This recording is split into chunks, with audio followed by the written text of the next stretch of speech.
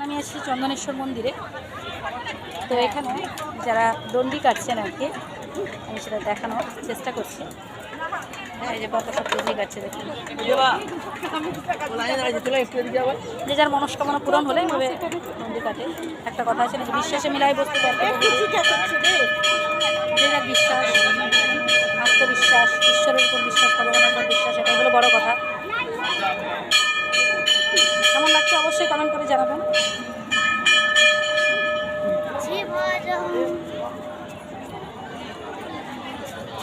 ঠিক আছে, আপনারা দেখতে থাকুন, আমি পরপর ভিডিওগুলো পোস্ট করতে থাকবো। কেমন?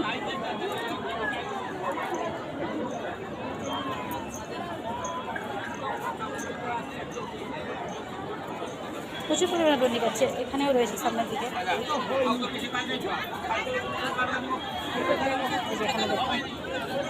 এই যে এখানে পুকুর রয়েছে, পুকুর থেকে স্নান করে এসে